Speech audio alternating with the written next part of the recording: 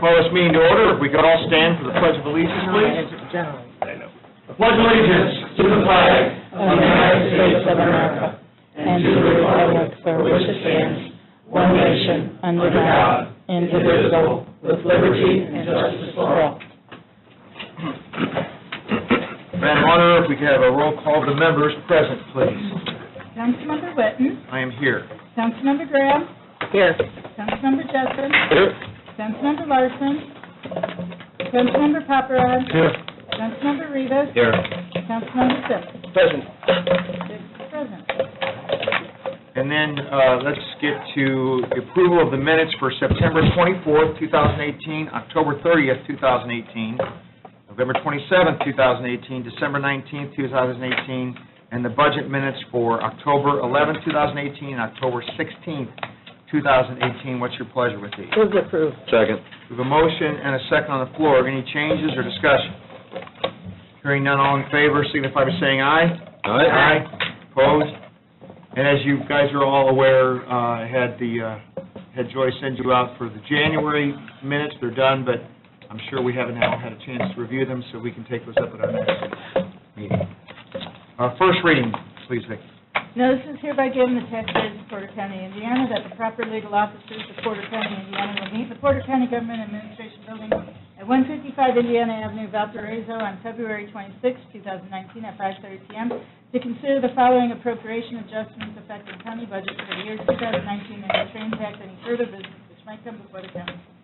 General Fund prosecutor salary, $62,354. Jail, uniforms and clothing, $12,960. Porter Stark, $101,379. Lit Fund, funds transfer, $80,000. Cumulative Bridge Fund, motor vehicles, $100,000. Other equipment, $54,000. Local Roads and Streets Fund, $1169. Road sales, $110,000. Stormwater Fund, $1182. Lease purchase, $70,000. Land purchase, $250,000. Adult Probation Admin Fees Fund, $2,000. Salaries, a reduction of $10,840. Adult Probation User Fees Fund, $2,101. Salaries, a reduction of $9,723. Wildlife Management Donation Fund, $4,106. Other supplies, $2,300. Printing other than other supplies, $1,200. Equipment other than vehicles, $1,200. Other rentals, $2,700. Dues and subscriptions, $500. Contractual services, $3,900. Event expenses, $9,200. Veterans Donations Fund, $4,112. Maintenance agreements, $560. Public Safety Data Tech Fund, $4,907. Data Processing Equipment, $26,100. Portage SRO Fund, $4,923. Salaries, $116,274.20. FICA, $9,224. Medical insurance, $34,760. FERC, $36,052. Merit pay, $4,300. Indiana Virtual Education Foundation Fund, $4,924. Other supplies, $10,000. Training and ed, $10,000. Dues and subscriptions, $2,500. Other equipment, $10,000. Public Health Preparedness Grant, $8119. Contractual, $70,000. Health Immunization Grant, $8205. Hourly, $18,962.50. FICA, $1,445.52. Office supplies, $263. Medical and dental, $73.52. Training and ed, $17,324. Postage, $1,408. Maintenance agreements, $2,930. Furniture and kitchen, $370. Other equipment, $254. Adult Probation Community Corrections Grant Fund, $9164. Salaries, $1,560. FICA, $119.34. And FERC, $174.72. Taxpayers appearing at such meetings shall have the right to be heard thereon. The additional appropriations, as finally made, will be referred to the Indiana Department of Local Government Finance, which will make a written determination as to the sufficiency of funds to support the appropriations made within 15 days of receipt of a certified copy of the action taken. Signed, Vicki Ribery, Auditor of Porter County, published February 15th in the Chesterton Tribune. Thank you, Madam Auditor. We're going to jump around just a little bit. I think we have a special presentation, so to come on up and tell us what you got in that bag there. It's really fortunate because Prosecutor Gary German is here, and he has something to do with the special presentation tonight. Thank you for working me in, Mr. President. No problem. As most of you know, I spent a good deal of my career in county government, and I had in my collection small picture that I had enlarged at my own expense, paid for at my own expense. I want to donate it to county government. And I'd like Commissioner Jeff Good to come up and accept on behalf of commissioners. And I'd like Prosecutor Gary German to come up and take a look. Because he and I are still, I think, the two alive and in office that were in the picture. Gosh. Wow. I got everybody in there identified. Thank God I didn't make it. Is Biggs in there? Because I'm sure he was involved in county government. I'm sure. This was taken before county council meeting in 1982. Oh, my goodness, great. They were all within the hallway, and so we had a professional photographer, and I've had this tucked away for quite some time, so. Mr. Good, you can accept this, and maybe you can hang it somewhere for a little while before you give it to the museum. Gary, come up here. No, I don't see that.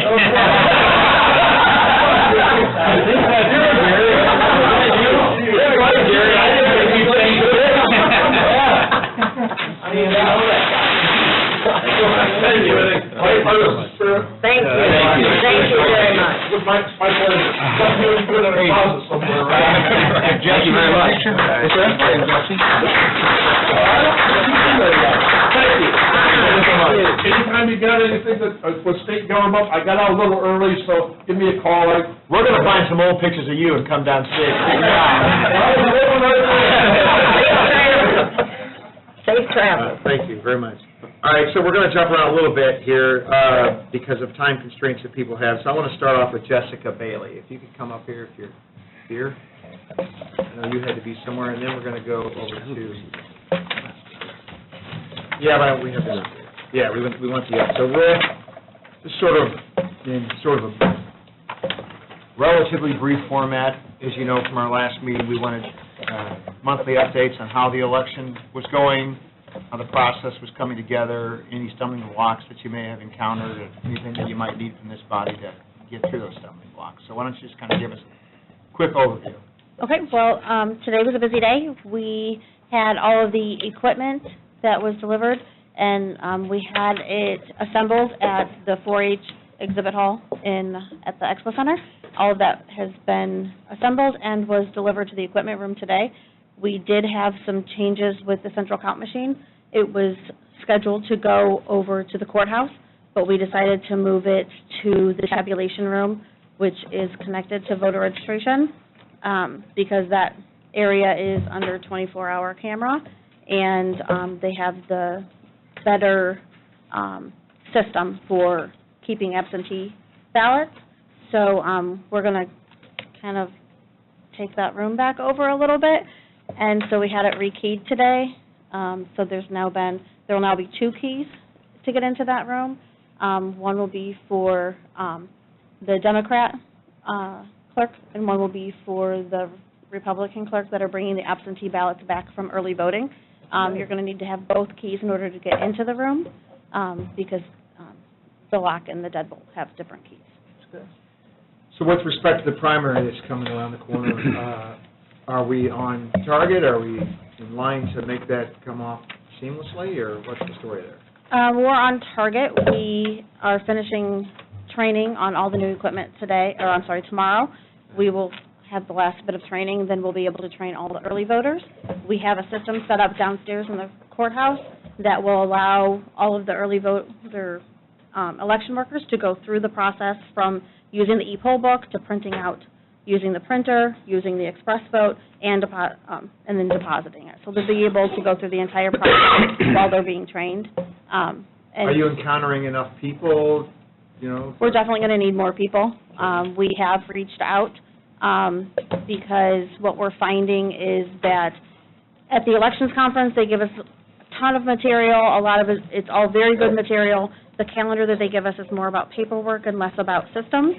And we're struggling with making sure everything is input into the computer systems that not all of us know to the extent that we should know it. If we had a couple extra months, we'd be good to go, but we're stumbling. So as we call in to the help desk, we're not the only county, because all counties are now calling in. So it's taking a little bit of time to get back to us for our answers. So we have reached out to to voter registration who are used to submitting all of this information, and Are you getting help from Yes. the folks in voter registration? Mhm. So to back up, I know I think we asked, so right now the people that are being, all the new equipment's here, Yes, all the old equipment's gone. yep, We're now training the people who will be training the poll workers, right? correct.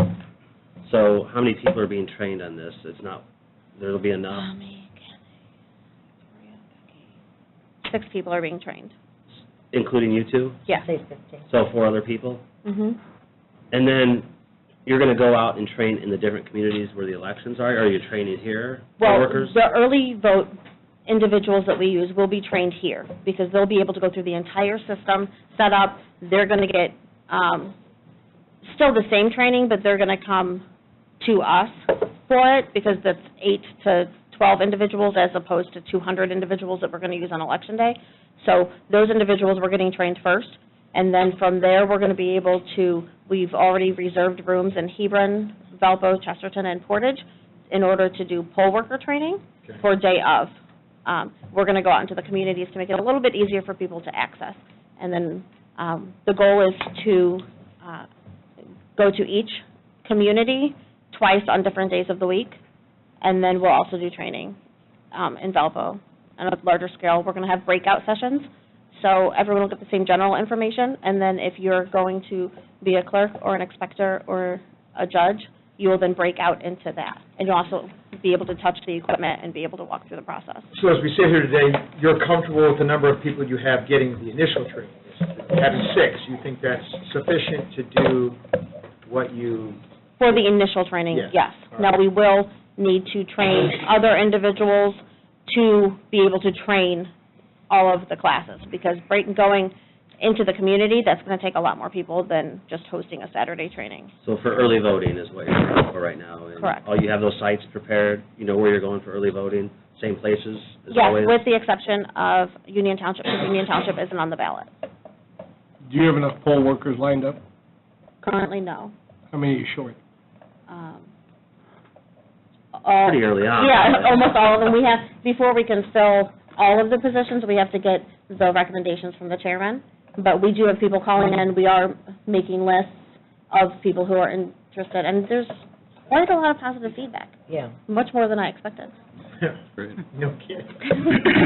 How many people total will you need for this early vote and, For early voting, yeah, we, for the primary, how many do you think you're gonna need? including day of. Start with the early voting. Yeah. So early voting locations, we're going to have 4 locations, so that's a minimum of 8 people. We're looking to hire 12 people for early voting. Just, some people want days off, some people want to do split shifts, things like that. And then we're going to hire, I believe, 4 to 6 trainers.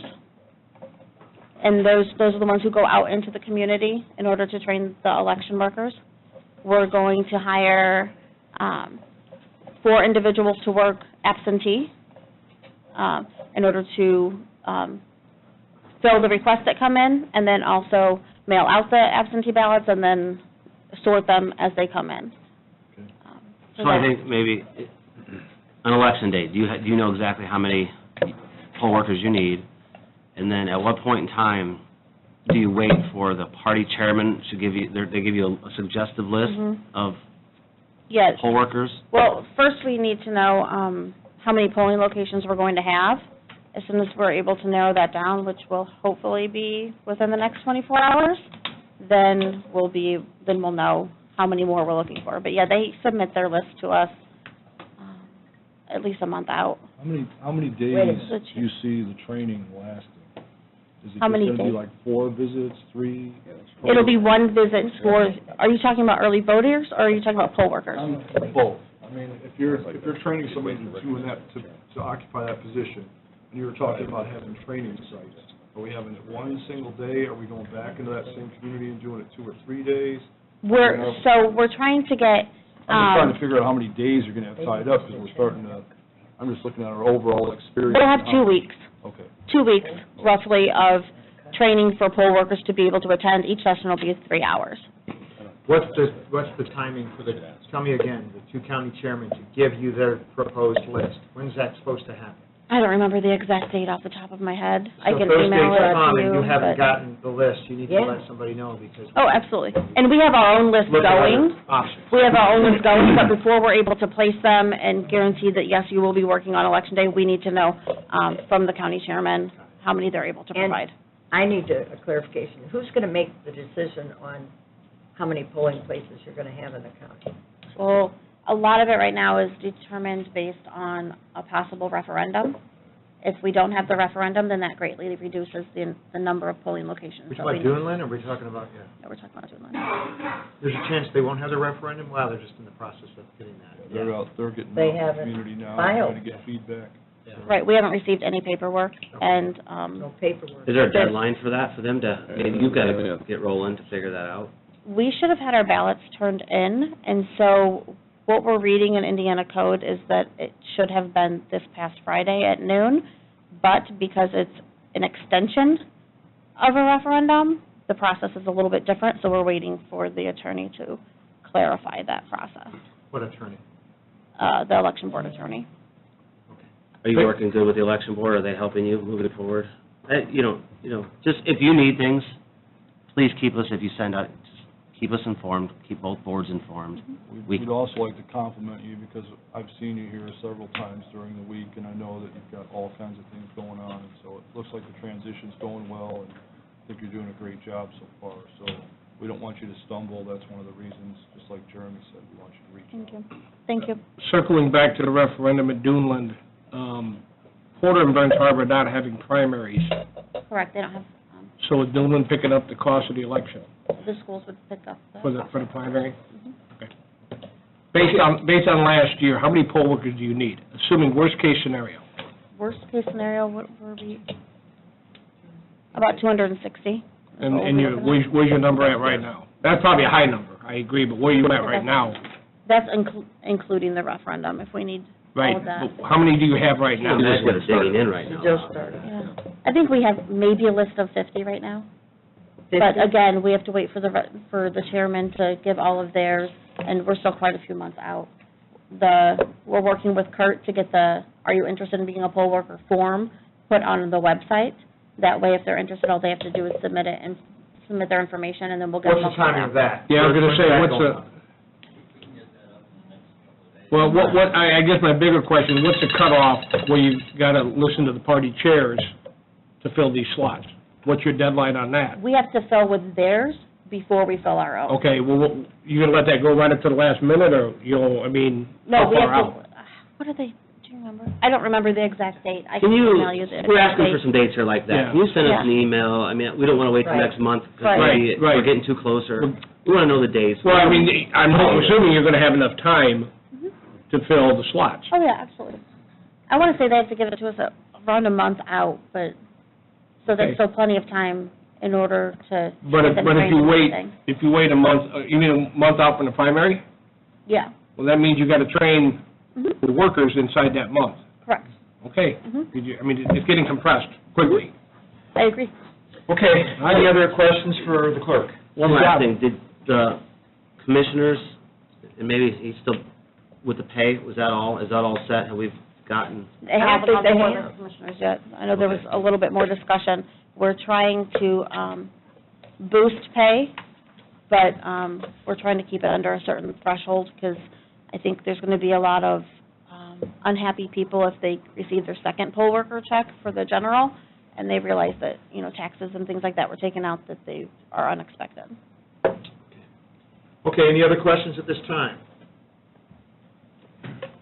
Thank you, Ted. Thanks, Justin. Thank you. Joe, keep it posted. Commissioner Good. Come on down.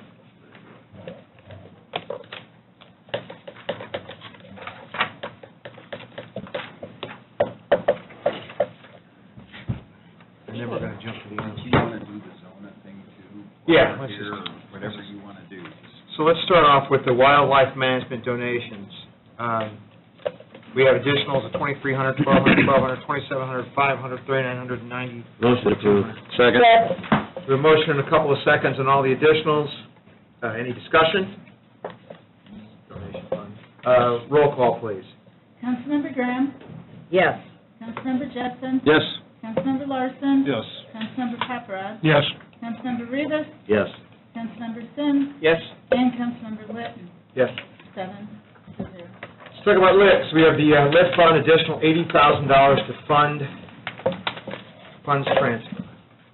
So tell us a little bit about. Move to approve. We have a motion and a second. This is to fund and to operate Expo Center. Anything you want to Or how long? say about this, or any thoughts? We'll be closed for 9 months, so that's lost revenue. So, we were able to build up quite a bit going into the shutdown. We were pretty busy. We lost about not lost, but there was about $350,000 that we didn't have by being closed for those 9 months. So, $80,000 will get us through till hopefully about the end of August, when the money starts coming in again and the events start really flowing. Our first event is still Portage. No, Portage got cold feet, so they went elsewhere. Right now, the contracted first event is May 11th. There's a possibility of one a week earlier, but that's not been contracted. Any other questions? Roll call, please. Councilmember Jessen. Yes. Councilmember Larson. Yes. Councilmember Paparad. Yes. Councilmember Rivas. Yes. Councilmember Sims. Yes. Councilmember Litton. Yes. And Councilmember Graham. Yes. And then we have, thank you, we have a $600 transfer from telephone to travel under the Expo Fund. I'll make the motion. Second. Motion and a second. Any discussion? All in favor signify by saying aye. Aye. Opposed? That's all you had tonight, isn't it? Yes. We would just like to let all the council members know that if you want to come out and tour the facility, let Lori know, because it's very far along now. You'll start being able to see what it's going to end up like. So anytime, call, come out, take a look. Thank you. Perfect. Grand reopening party is on the horizon, so you'll get an email All right, soon I like about that party. as well. Parties are fun. All right. Rarely does he get invited to them, so he'll be looking Gotta forward to take it. advantage. You will get a personal invitation. I know folks from the animal Thanks, Jeff. shelter had some tight Thanks, Lori. deadlines, so why don't you guys come on up and give us your presentation on the animal shelter?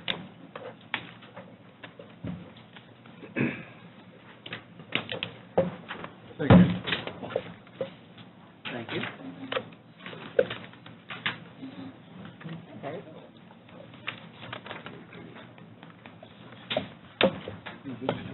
No. Very much. Might be me. Thank you.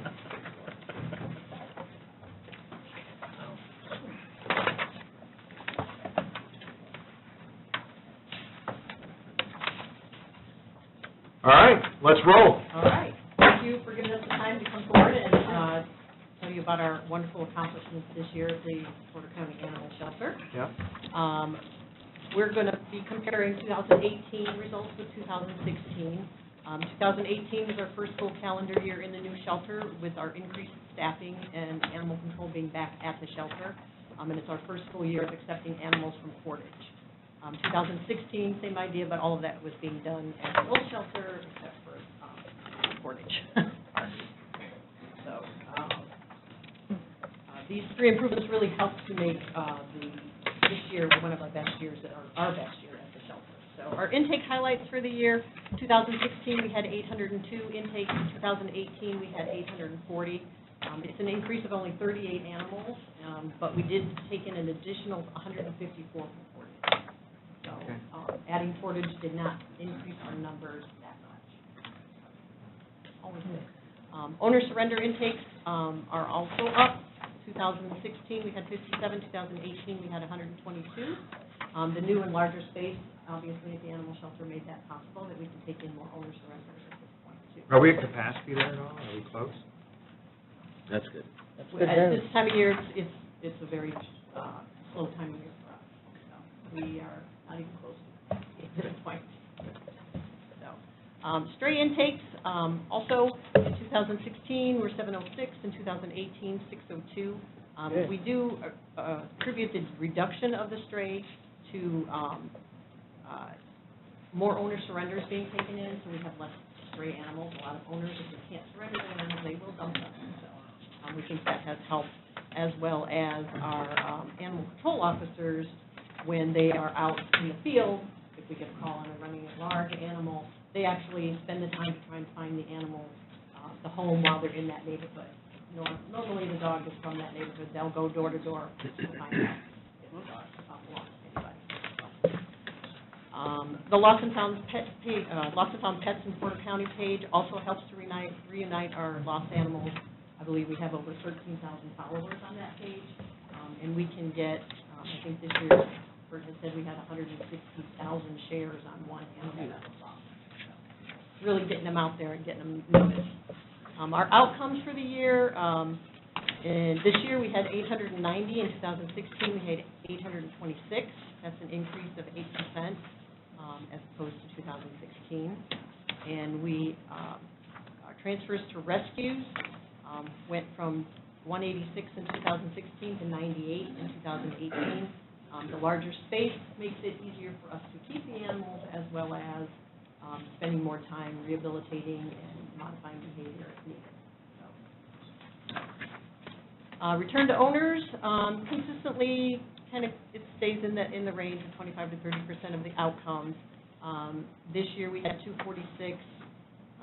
2016 we had 255. It stays pretty consistent though, and that's always great when we can get the dogs and the cats back to their owners.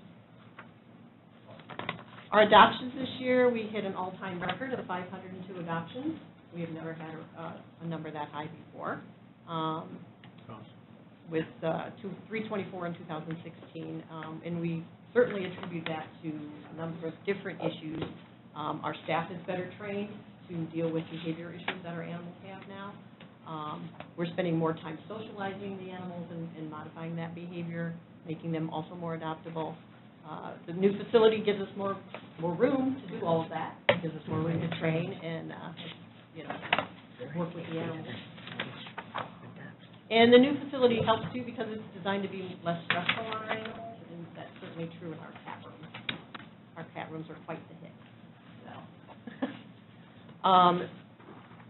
And the facility is a more adopter-friendly. People come in and they're happy to be there. It's not like the old shelter where it was like get in and out as fast as you could because it was loud and noisy and it was like fun to be there. So. Our euthanasia rate has gone down consistently since 2015. This year we're at 2.8%. We have to maintain a less than 10% kill rate to maintain our no-kill status, and we're doing a fantastic job at that. So, and again, we attribute this to our 7-day quarantine process. Animal comes in the shelter, he's quarantined for 7 days, no exceptions. Once that 7 days is up, we can determine whether they're healthy or sick. Sick, they go to isolation. Healthy goes in with the adoption board. We also have strict cleaning protocols in place at the shelter, which also helps keep our disease down, which also keeps our euthanasia rate down. And we do limit the public interaction with animals to serious adopters because we believe that helps reduce transmittable disease also. And again, our staff spends more time socializing and modifying behavior issues, which again makes our animals more adoptable. Our average length of stay, which is how many days an animal has to stay in the shelter, has gone from 67 days to 47 days, which is a great improvement, certainly for the animals, when they have to spend less time in the shelter. Our dogs kind of stayed steady, and we kind of think that has a lot to do with the fact that we spend more time working with our dogs now than we did before. But our cats, they're flying out the doors. It went from 114 days in 2016 to 66 days in 2018.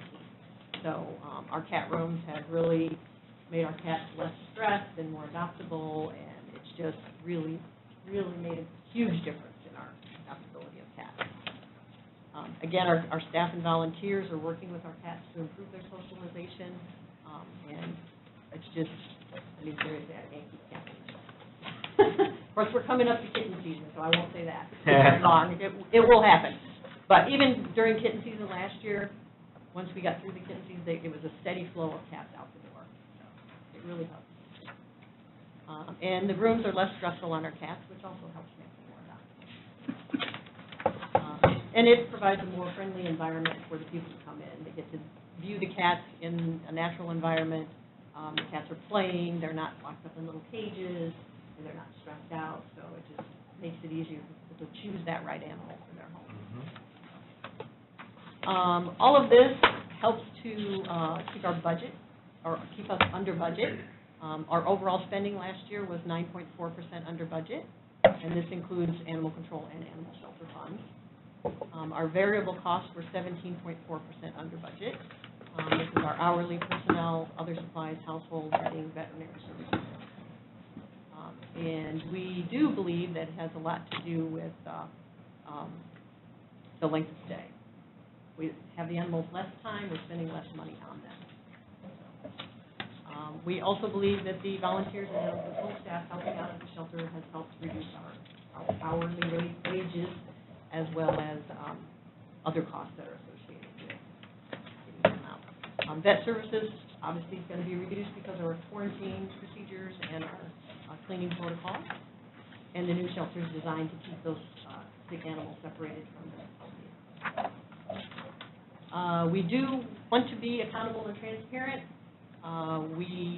That is our goal with all animal-related organizations. Kurt has the annual report on the website at this point, so anybody can view it. We will be reporting, I believe, at least twice a year as to what our shelter is doing and how we're doing there. And, our new website that was launched in August of 2018, and it is very helpful in providing information to the public. We probably get less phone calls and that type of thing because the information is out there on the website now. And we have been providing our municipal partners with a new cost allocation methodology. That is all data-driven, and it's all based off of our annual. We will be making this report available to them. I believe Kurt will be sending them all a copy, each municipality a copy of this report, so they'll be aware of what we're doing. Okay?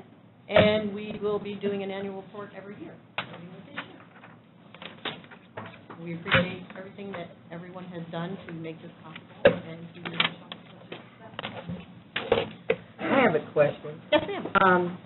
You said something about you limit the people coming in. Would you clarify more on that? We don't limit them coming in. We limit their interaction with the animals.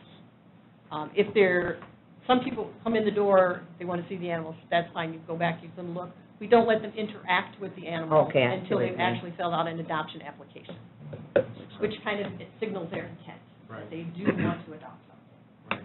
We're not a petting zoo. We wouldn't have the dogs we have if my granddaughter wouldn't have gone routinely. Yes, yeah, and that's fine. And, if you're sincere and you want to adopt an animal, you can interact with every animal in there if you want to, so. We had high hopes for this shelter, from the conception to construction to now, and it seems like you're bringing all of our expectations to fruition, so that's awesome. This is a great report, frankly. Thank you.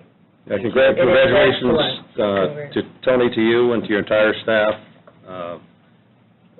Facilities, the operations, the animal care, the adoption, the results, are far exceeding anyone's expectations. And what we had hoped for, and it's actually happening. So we certainly appreciate all that extra effort and care on something that's important to the county. And I'd be remiss, I want to acknowledge an important stakeholder in this event, Jackie Stutzman, who was at the forefront of getting this to happen, and to happen in a way that it has happened with all the success. So Jackie, thank you so much for all your contributions and so forth. But what a wonderful report. Thank you so much. Thank you. Thank you. We finally have an animal shelter we can be proud of. Absolutely proud of, you bet. Proud of it. Prosecutors, come on down.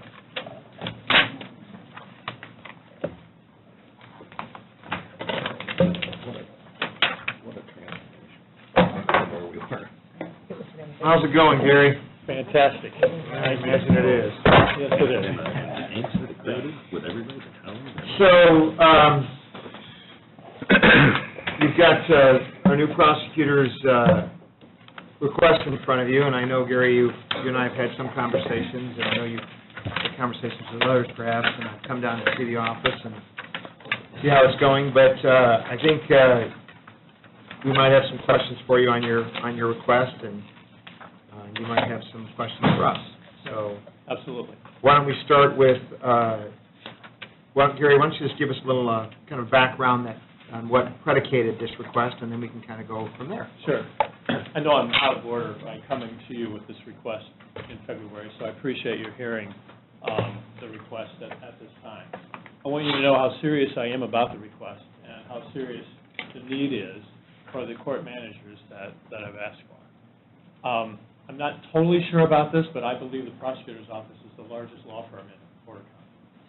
And what they do is as important as what they don't do. Because I come from a law practice where if I needed something done, I had an assistant who did it for me. Right now, all of our lawyers prepare all of the documents themselves, from search warrants to the charging information, responses to motions by the defense, witness lists, and so on. The court managers that we have do not do any of that work for us. We as lawyers are doing that. The result of that is that we are not spending our time as lawyers, we're spending our time as court managers. And if I interpret what we're supposed to be doing, I'm supposed to be a lawyer in the prosecutor's office, as are the chief deputy and the other deputies. And we take that very seriously, because as you know, we have a lot of really serious cases that we are dealing with. If you break our staff down, our child support office has 3 lawyers and 8 staff. The office in Portage has 4 lawyers and 3 staff, and then there are 6 victim assistance girls and 1 guy. 2 in Portage, 4 in operations. Once you get past that, there are 10 lawyers, and now we're down to a staff of 7. So the staff of 7 is doing the work for 10 lawyers. And, honestly, we probably need more than 2, but we're going to try to get to budget time with 2 court managers. And the court managers that I'm talking about are the court managers for the major felonies. Those are the cases in front of Judge Clymer, Judge Bradford, and Judge Harper. And I don't want to get backed up in those kinds of cases. Those are the murder cases. Those are the child molesting cases. Those are the people driving through northern Indiana with 160 pounds of pot with some meth in their trunks. So that's why I say that the request is serious, because we need to keep up as lawyers with the work that we're doing. I think that we are required to be as effective as we can as lawyers. And me being an effective court manager is not going to get the job. So that's the reason for the request. And I think, too, when electronic filing took place, I think, Harold, you know this, Dan, you know this as well, when the electronic filing took place, some of the burden of the clerk's work got shifted to us and to the lawyers. My assistant, Sheila, when I was in Portage, that was the first thing she said. It looks to me like the electronic filing is shifting a lot of what the clerks were previously doing to all of the law office. And that is absolutely correct. Except that, we're handling thousands of cases on a yearly basis. As I said in my letter to you, there are some times when our staff will walk into 200 emails in the morning. And that's a lot to go through, and we can't afford not to, because we could miss deadlines. And deadlines seem to be important to us. So let me open the floor to the board for questions. Well, I'm uncomfortable with putting 2 new people on. Would you consider having part-time, hours for part-time, and see how many you actually need? You're even saying you need more than 2. Yes. The court manager positions are extremely technical, and the assistants that are there are really highly trained. Honestly, I'm not comfortable with having someone part-time, because it is a full-time job. It is an all-day job. The other thing, I guess, it's hard for me to portray to you what it's like to watch this law office run its day-to-day operations. I know Dan was up there to see it, but that was just a glimpse. If you really want to see how this law office works, come in and spend 3 hours with us and see what happens on a daily basis and watch everything fly around that office as we are doing our work. We have a part-time fund. I thought about it, but I've shifted some administrative responsibilities around the office that I think will eliminate any part-time help with our administrative type work. I mean, we're a law firm of 40 people, and we have one person in our accounting department. That's it. Not to knock your predecessor, but why hasn't this been addressed 4 years ago, That was going to be my question, exactly. 3 years ago? What was being missed? I mean, you're saying, was there a lot of stuff being missed?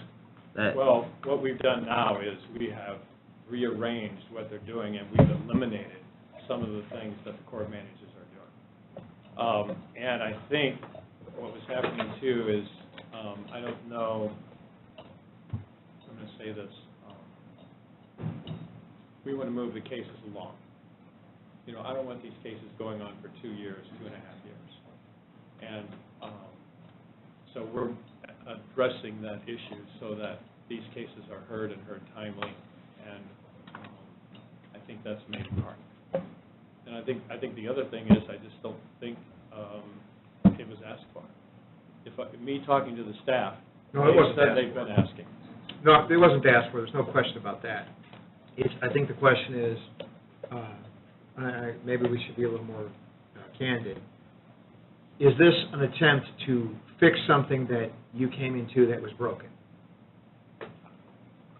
Well, yes. Yeah, I'm going to say for me, listening to the staff, this is 2.5, 3 years of a delay. Because really, there are 6 lawyers for 2 court managers right now. You have the same number of attorneys, Gary? Yes. So as we have had for a period of time? That is correct. I know one thing that had been asked for in the past, which we talked about often, was making the executive administrative assistant an exempt employee versus an hourly. And there had been discussion about comp time and all that, and the desperate need for that. And I think we are, my impression is that we're at that point where we're, I think, prepared or moving closer to being prepared to saying, yes, that's a go, to help alleviate some of that pressure that's in the office, at least for that particular position. I think the struggle I would have with the request at this particular point, as we talk about the people that are needed, you've been there for a short period of time. Yes. And presumably, and without any other information to say otherwise, the work has been getting done. Maybe not to the degree or to the expectation that you might have. But it's hard to. It'd be nice to throw two additional people into the office, and it could make it even closer to what that expectation is for you. I mean, if we had an infinite amount of money to add positions to your department, to the sheriff's department, to highway, streets, every department would love to have additional people, and it would make everyone's life better, and they could make their office run more effectively if we had the extra staff. But unfortunately, we do have a finite amount of funds, and especially as we just started this year, there's not additional money laying around, in my view, to fund these 2 specific additional positions. No, and I understand, and when you say the work is getting done, it is. I mean, I left one of the court managers when I came over here. She was still there, trying to catch up. And like I said, we've eliminated a lot of their duties, and they are not getting done. And we haven't had a trial yet, a major trial. And if once that happens, then we're going to be off. And I can't begin to tell you what goes into a trial, from any lawyer's perspective, let alone the prosecutor's perspective. And I do not have a court manager, and I have a court call. I had 38 cases in front of Judge Clymer. I'm going through those files by myself. When I do that, I'm doing that instead of something else that could be more productive in some of the major cases, and the screening of those cases and making wise lawyer-like decisions in those cases. And those court managers relieve that burden. Otherwise, like I said before, basically I become court manager. And that's not what I want, and that's not what I was trained to do, and I don't know that I was hired to do that. Are you, at this point, Gary, are you satisfied with the court managers you have? Are you satisfied with their performance, and do you feel that they're excelling in their performance? The two court managers I'm speaking about are unbelievable. If you came up and saw what they can accomplish in a single day, it's unbelievable. And you know what? Their hearts are in their jobs. They love what they do. They love who they're doing it for, and you can tell. I don't know if Dan got that when he was in the office. It's a little Mary and Tammy sitting right at the back there. They're amazing. I was mostly cracking jokes. Yeah, that's true. Yeah, That's what Dan does. Bob? So, I guess do we have somebody, do you have somebody now racking up a lot of comp time? I do. Will that be eliminated? Yeah, well, one, I'm okay with Sheila being non-exempt. Exempt. Exempt, all right. Well, and along that vein, the commissioners this morning, and I was going to bring that up later, but since Mike's brought it up now, maybe we should just have that chat. The commissioners this morning voted to, and Harold can explain more, approved a new job description for that individual and made her exempt. Meaning? No comp time. No comp time. So they have sent the job description to Harold to discuss with us this evening, for us to take some action on it, to make her exempt. We have to do that? I'm not sure about that part. The job descriptions are really uniquely the commissioner's office because it's an executive function. Right. But because the council makes the funding decision in terms of salary, Scott had mentioned to me and asked me today, you know, the commissioners had approved the job description as exempt for her, for Sheila, and was asking that we, just as a matter of course, vote on the job description alone, which does describe her as exempt. The truth is, whether they're exempt or not isn't decided by, you know, writing on their job description exempt or not. It's actually the duties that they perform, and but I think pretty clearly based on the duties she's doing, she is exempt. And I think this is just the cleanest, most transparent way to do it, is to have both the commissioners and the council vote on the description. Is the comp time that we're talking about, is Sheila, that we're making exempt, or that administrative assistant? But it's the other two court managers. So they have comp time now. Yes. Was comp time an issue with your predecessor for those people? I do not know. I can't imagine that it wasn't, although I think things slowed down significantly from August on, as best I can tell, as I'm reviewing reports that have been submitted to the office at that time. Mm-hmm. So we've gone back to evaluate and review cases from as far back as August. And I'm a little hesitant to continually compare, or to do too much comparison with our current prosecutor with the last one, because it's very different. You know, for all of, whatever Brian's strengths and weaknesses were, he was voted out. But more importantly, he was not a trial lawyer in the sense that he was not taking a court call. He viewed his position more administrative. So this is I'm not saying he was right or wrong, but this is a different approach. This is another lawyer, boots on the ground in a prosecutor's office. So it's another lawyer that they have to, deal with in there. So I think that's different. So that part's very different. I'm not advocating or not for this. I'm just saying, as we compare the two, they're not apples and apples, oranges and oranges. It's a different environment, best I can tell. Dan, the funds that, you have a couple funds, pretrial diversion, I mean, is there other areas? I mean, I hate, Mike, you're right, we struggle to we want to give raises, we want to take care of employees, we find ways in the budget says, budget time, we're not coming in with money laying around. But I understand what you're asking, I do. And I understand if we do something out of another fund, that it's most likely just temporary, but have you looked at your other funds possibly to? Yes. The one fund is the infraction deferral fees that are generated as a result of infractions, speeding, running.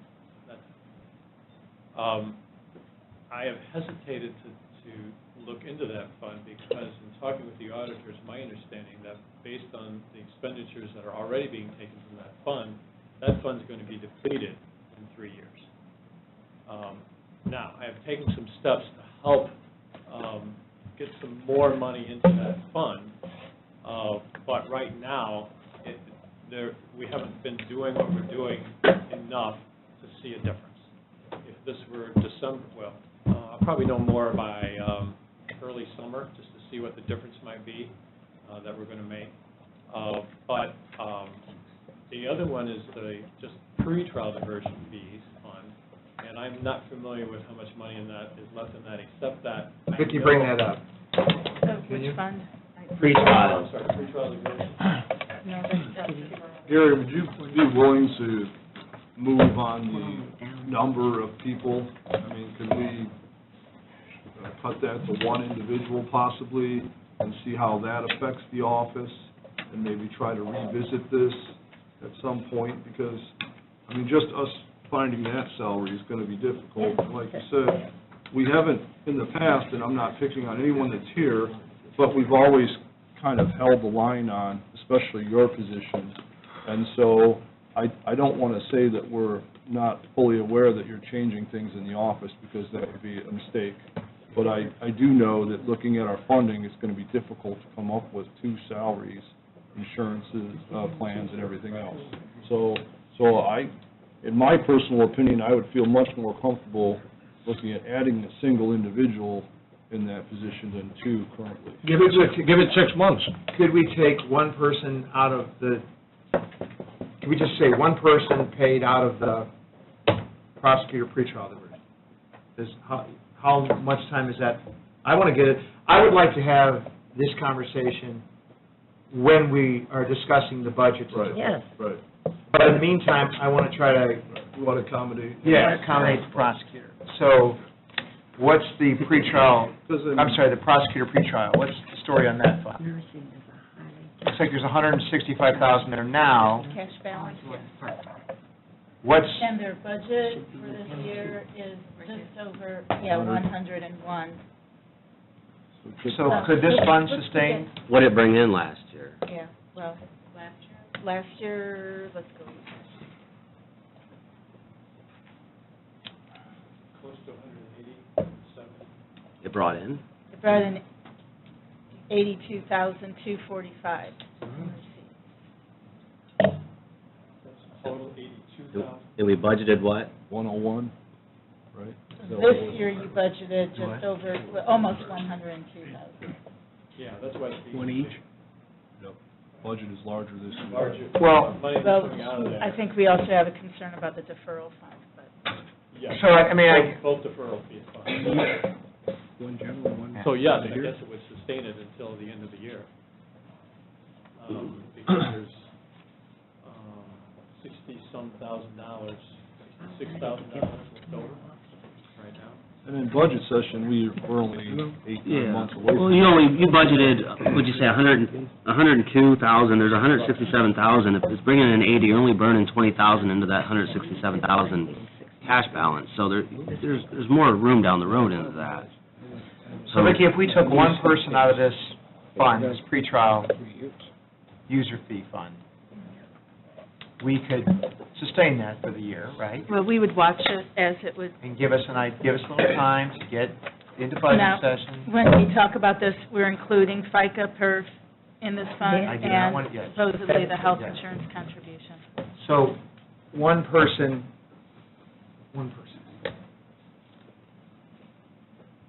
Don't get me wrong, we will make it work. I mean, we have to. This isn't oh, yeah, we'll fix it later. We will make it work. If you give us one person, we will juggle it administratively to make that the most efficient that we can. Why don't we do this? Why don't we take, this is just a suggestion, get one person for you out of this user fee pretrial fund. Have you come back in a couple of months, let us know how that's working, give us some idea of what we're looking at going into our budget sessions so that we can have an informed conversation about the workings, how the user fee's going, how the pretrial diversion fees are going, all those things. And maybe we can have a discussion about the second person. Yeah, Bob? Yeah, I clarify a couple points you made earlier, and we'll talk about Mr. Jensen, and I'm just going to pick on him because he's sitting beside me. Does his case drag on for 3 years because you don't have enough staff? I didn't say he got charged with anything, I'm just using that as a... Call him Jensen or call him Jensen? Well, not me, somebody else. I mean, is this a matter of getting him in and out of the system? Is that what it boils down to, instead of it dragging out for 2.5 years? Yes, in part, because every time we handle a file, the court manager has to do something with it. It has to get onto the docket, they have to pull it, and so if that case is on the calendar in a judge's courtroom every 30 days, then every 30 days, a court manager has to pull the file, get it ready for the lawyer, get it down to court, make all the entries, do everything in ProSlink, and that's time. So in that sense, yes, it affects, and that's what we're doing. We're trying to keep the number of times we handle files to a minimum, because again, that's efficient, and we have some control. But I think we have to advertise. What's our responsibility to Mike to get him through the system, though? Well, yeah, same. I really say that finality has a great deal of value for everyone that's in the criminal justice system. And we have a responsibility to the people who are charged with crimes to recognize that and to deal with that appropriately. Some cases do take longer for any number of reasons, but for the most part, finality, yeah, these people have anchors that they're dragging around with them, and we can help them. You know, We can't do it tonight anyway. Gary, Yeah. as an RN, worked in, a lot of areas, coronary care, intensive care, very technical field. All right. But you were saying that you wouldn't consider any part-time because there's just not enough people around that are educated enough? That might want to do that? I'm just saying that I'm interested in the stability, so that I know that I have this person, they're at this desk, I know they're from there from 8:30 to 4:30. They've been trained to be a court manager for this court and for maybe me, to know what my idiosyncrasies are, to know what's expected of them, because this is the way that I do things as a lawyer. Right or wrong, I have a certain way of doing things, and I want them to be sensitive to that, and vice versa. I get used to working with them. So here's what I suggest. I mean, all other things remain equal. We wanted an aggressive prosecutor. We have a prosecutor sitting in front of us saying, I'm aggressive, and I want to be continuing to be aggressive, and I need some support staff to do that. I would suggest, this is just a thought, along Sylvia's, thinking, and Jeremy and others, we don't want to tap the general fund in February. We don't. That's something we want to try to avoid. What I would like to suggest is one of the staff out of the pretrial fund, we could approve the 144 tonight for the one, and then advertise the additional, and you could come back next month for the additional transfer. But if we approve the 144 tonight, you're rolling. And then I will come back. It doesn't hit the general fund, and we can address this at budget time. Does anybody have a problem with that? Didn't we advertise this additional? Yeah, but not from the right fund. Does it? Yeah, we advertise that at general. General, it's not a transfer. We got to advertise out of the right fund. Yeah, so do we table it? Well, I want to. No, I think We can approve 144. Okay. The 144. So I would like to ask for a motion to approve his 144 with one additional. I'll make the motion. Second. Any discussion on that?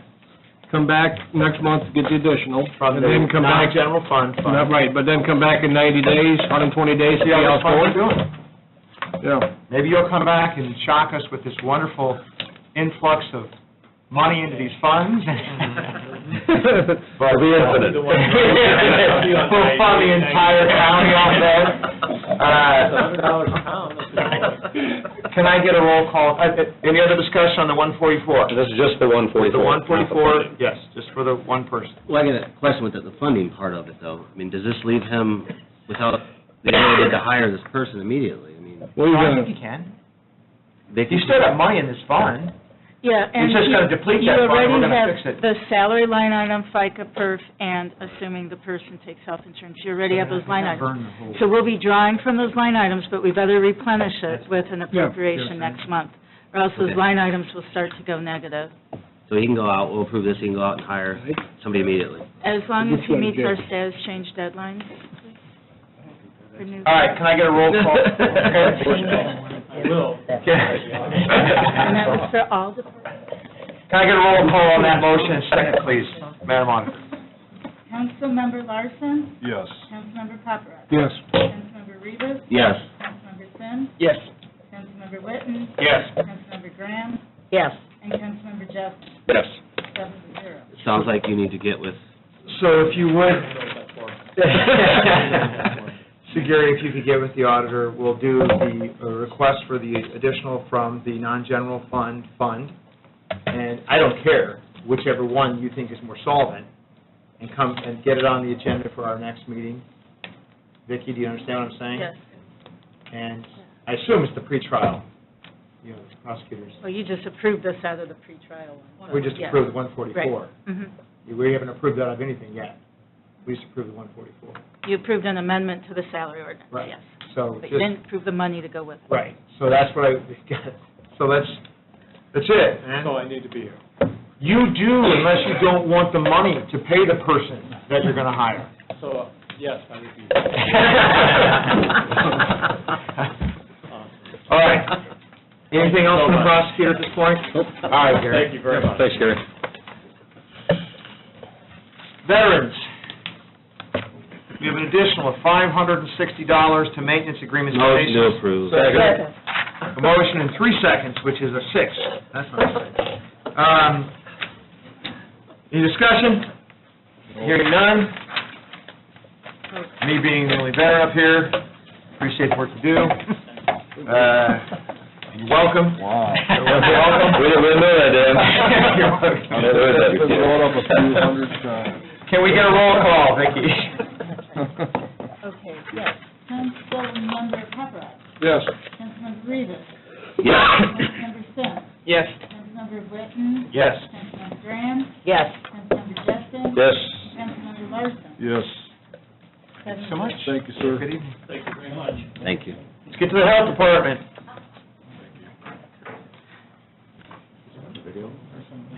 We're gonna finish up. Okay. Hello, hello. Hello. So we have a couple things here, grant funds. We have an additional $70,000 contractual estimated amount needed to cover services contract for Health Emergency Preparedness Program through 2019. We also have, from the Health ISC Grant Fund, a series of additionals, as you can see on the agenda, appropriation of second 6-month immunization grant. What's your pleasure? Motion. Second for both. I assume on all the additionals? Yes, sir. Second concurs. Any discussion? It's all grant. How's the health department going? Good? Pretty good. Healthy? Busy. Just going healthy? We're all healthy. All right. Yeah. Good. I saw you guys were advertising The for some emergency. additional staff. Was that new or? We lost our office manager on Okay. January 11th. And I heard that. actually, can I say that I want to thank the auditor's office because they have been very helpful in trying to help us run the department, You can say and that. they have been guiding us all along the way, so.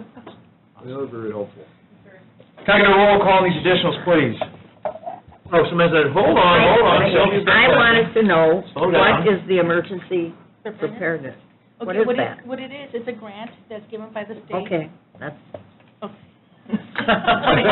that's There you go. satisfies me.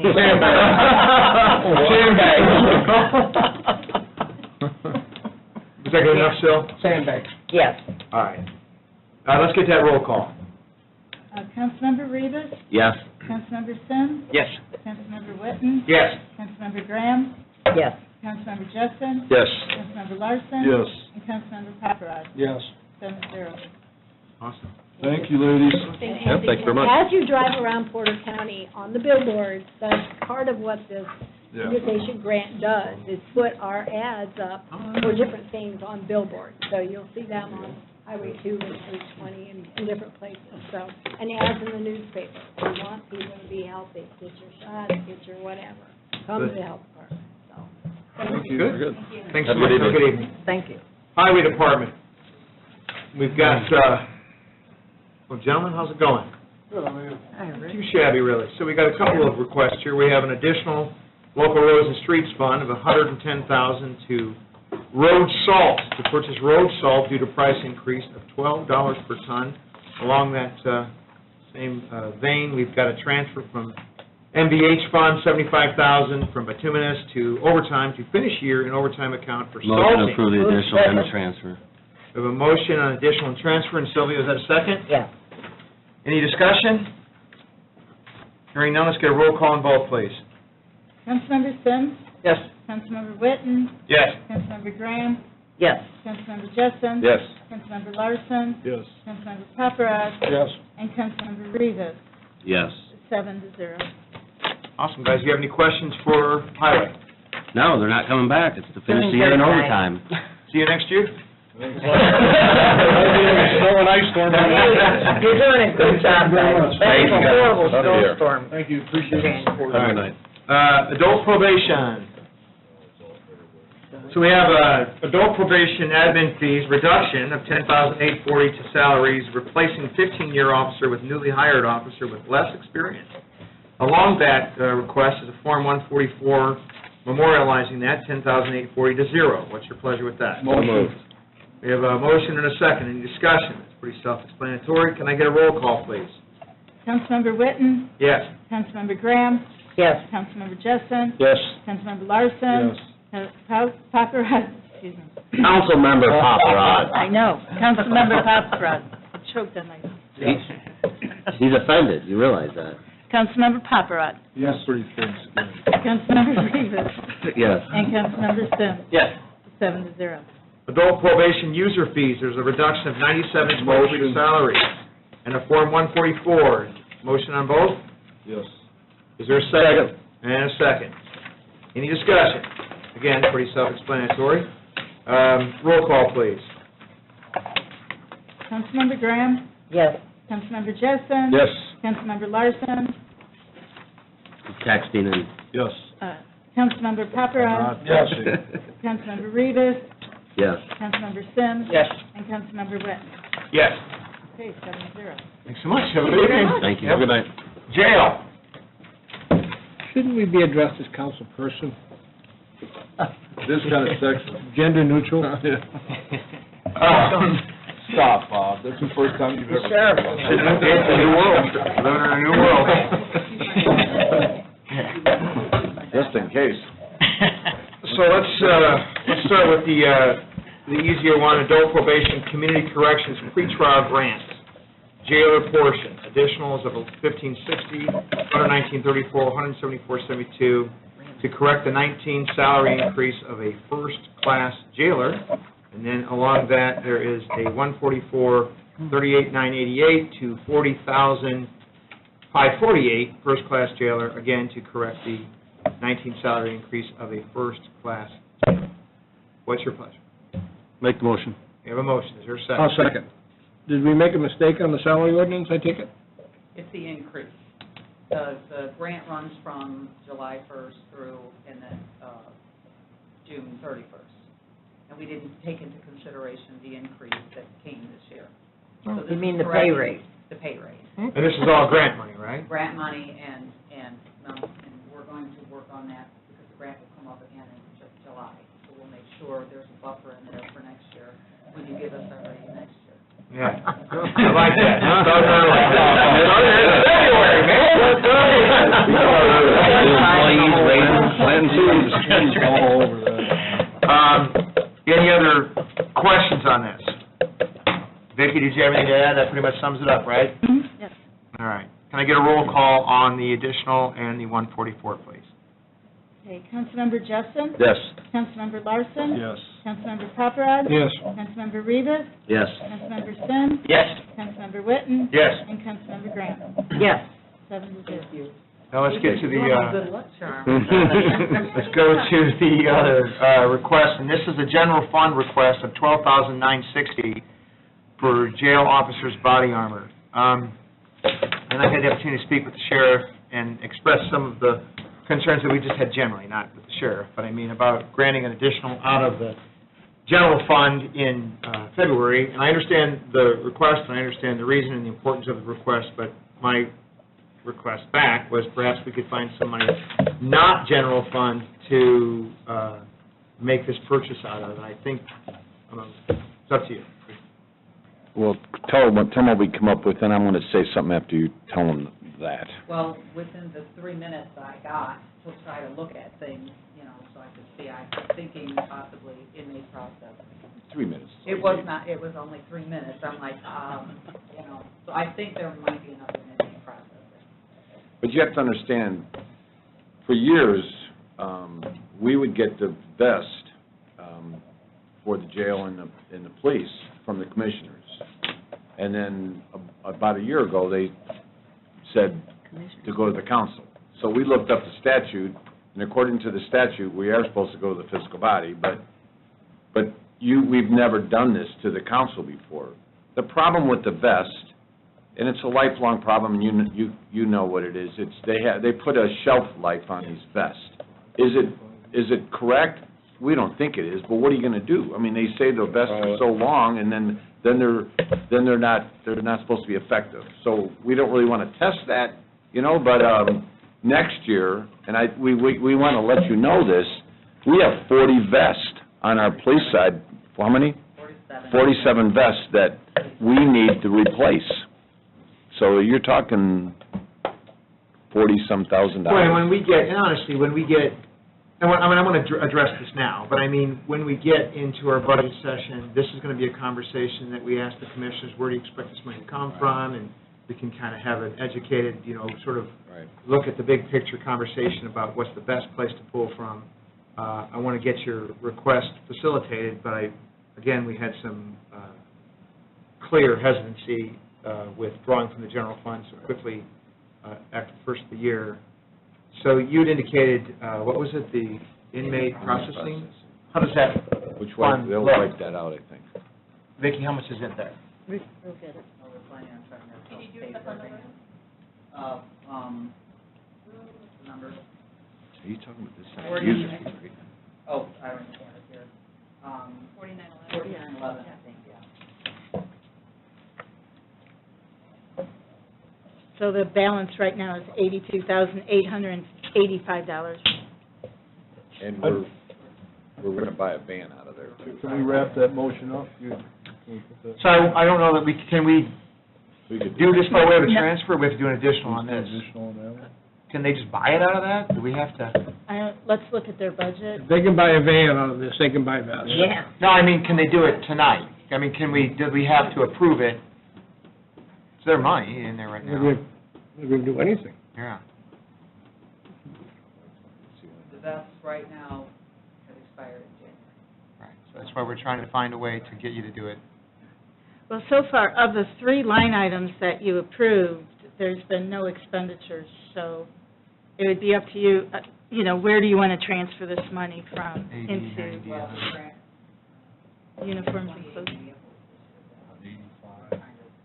103,000, you only have 10. Contractual services, transfers and contractual services, Okay. and if something comes up, I'll check for that. Yeah, you only have 10,000 left, right?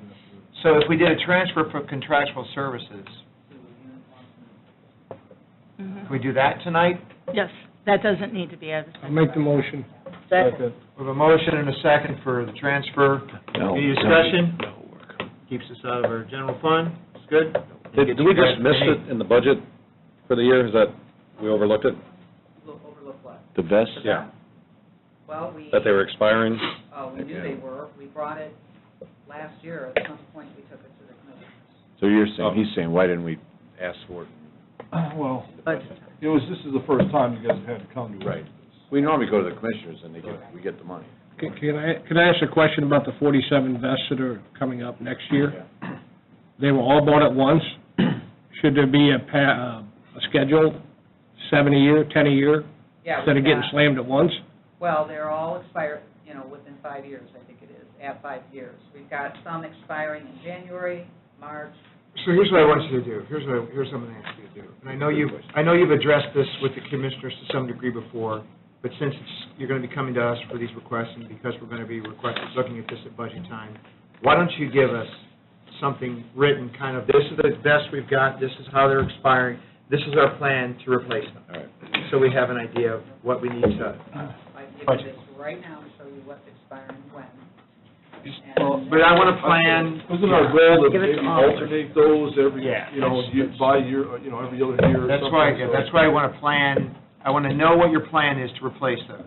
And So, we if we tell us did tonight, it. Anyone that's ever had a vest on knows that if you leave it out in the sunlight, or if you sweat in it all the time, it degrades the vest.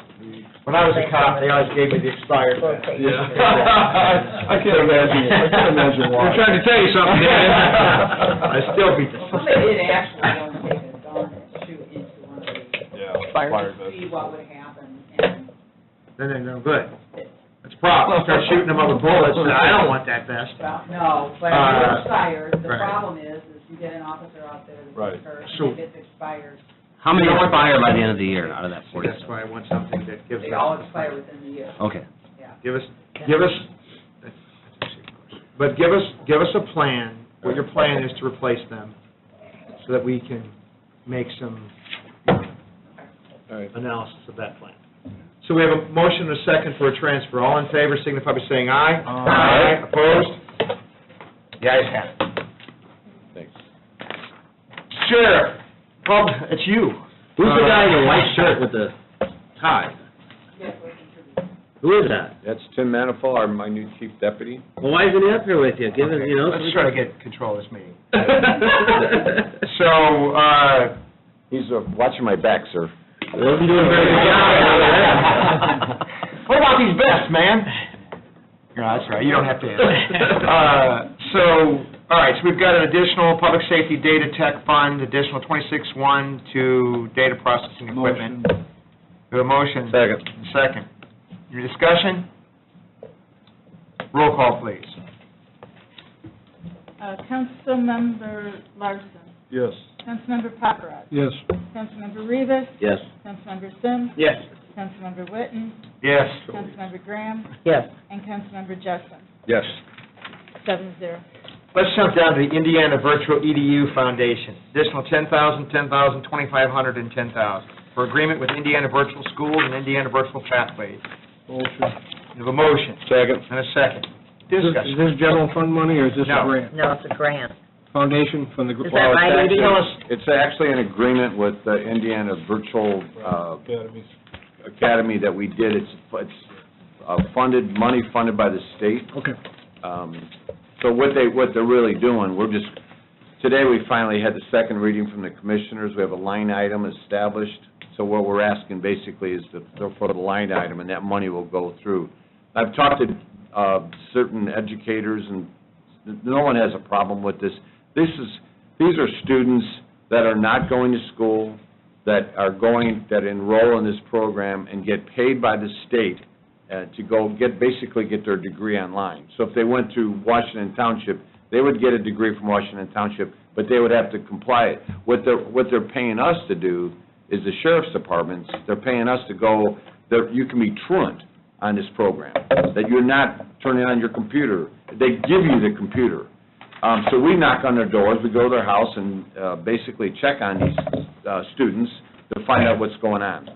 So it's a win-win for everybody, really. You're getting kids to go through and get an education and get a degree, and it's not a layup. They have to comply with whatever they, tell them that they need to do as far as getting a degree. So it's a good deal for us, and they're paying us. We have 320 or some students in our county, they pay us on how many students we have. So right now, we started with 60 delinquents, and we're down to about 30.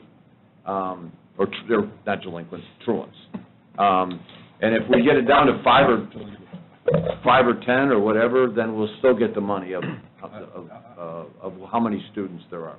I think being a former educator, I can applaud you for following up on those kids, because those kids definitely would have fallen through the cracks. There'd be no question they would not get probably completed. So, and it's nice that you guys show up and at least the funds are there to do that. They got a shelter requested.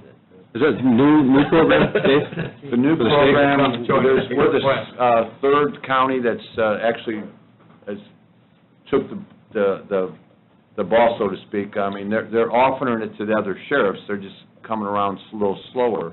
But this line item, the money will go to equipment, training, and education. So basically covers everything for us. Are these individuals court-ordered to do this? To get this? No, I don't think so. It doesn't take money from the schools, does it? I mean, it's not like they lose their money following the child, still follows the child. I mean, you would think maybe the GED program would have a problem with it, but, you know, I contacted a couple superintendents, and they're fine with it. So it's not that they're competing with your students. I mean, these are students, if you kick them out of school, or for whatever reason, they're not going to school. This gives them an opportunity to get an education. Well, and these are the kids that wouldn't show up to school, period. I mean, that's typically the ones. Well, the first one we checked on was in our jail, so. And then. You know where it is. Yeah, we found a couple in Miller that they had an address which was wrong, but we're cleaning that all up, and so it's a good thing. How do you get how do the people find you to do this?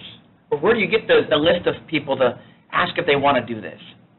Well, that's between them and the Indiana Virtual School. They contact these students that were previously enrolled, like Washington Township, and they'll be contacted by them, telling them this is an option and you can do it if you want your education. And then contact your department and sign up? Yeah, we have a list of all the students in our county. They give it to us. Yeah. And then they get the computers are at your station? No, the computers from Virtual, they send the computer. They send to the people? Yep. Yeah, the students get it. All we have to do is knock on the door and check on them, and our department's really taking it in and really, I mean, we've been really responsive. I mean, our detective bureau is all over it, our patrols, so we split it up. So, you know, for us, you know, from a law enforcement perspective, we get to knock on the doors and find out what's going on. Well, and that data is all provided by the public schools, because they keep track of where those kids are, and the new requirements are going to be up to 2 years after they leave. All right. So it's a good program. All right, so any other questions? Hearing none, let's get a roll call, please. Councilmember Paparad? Yes. Councilmember Rivas? No. Councilmember Sims? Yes. Councilmember Witten? Yes. Councilmember Graham? Yes. Councilmember Jessen? Yes. And Councilmember Larson? Yes. 6-1. Let's talk about the SRO request. So this is an additional request for, is it 2 officers for SRO, and it's the Portage School System as a school resources officer. We have the additionals, and we have the 144. This is pursuant to the agreement between the Portage Schools and the Sheriff's Department. And, what's your pleasure? Motion to approve. We have a motion and a second. So, a couple thoughts.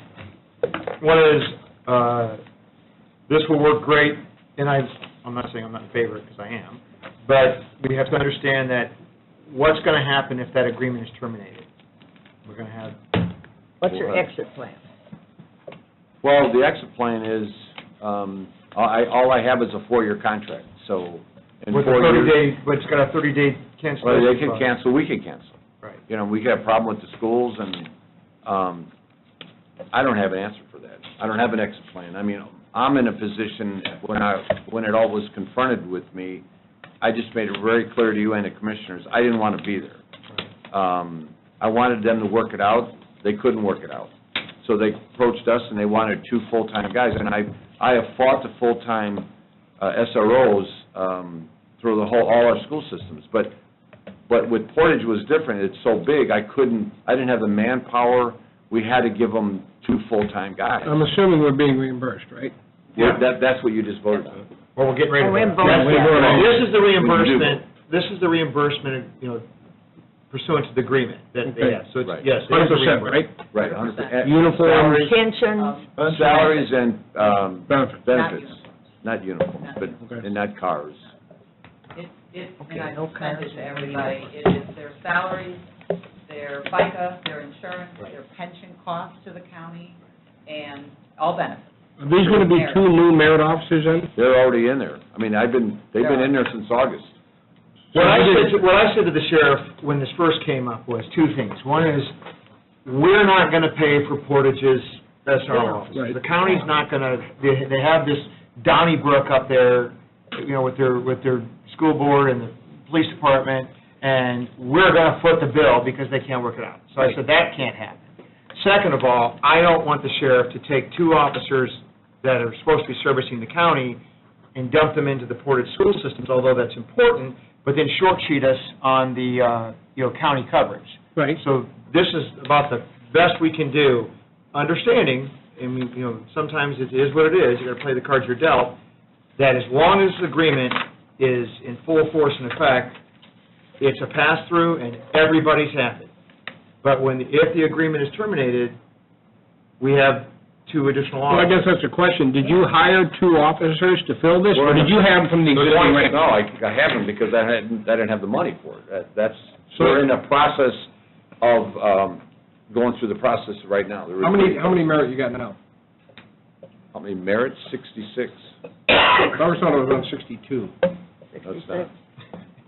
So you're going to go up by 2? 66, we got, and then we have 2 over there, and what we're going to do is, we're in the last week we got applications out right now, we're starting the hiring process, but we knew this, even if we hire somebody in a month, it's the time they get out of the academy, it's going to be next year before they're ready to go, but it's been... I guess my underlying question is, because of this Portage agreement, have we increased our merit officers by 2?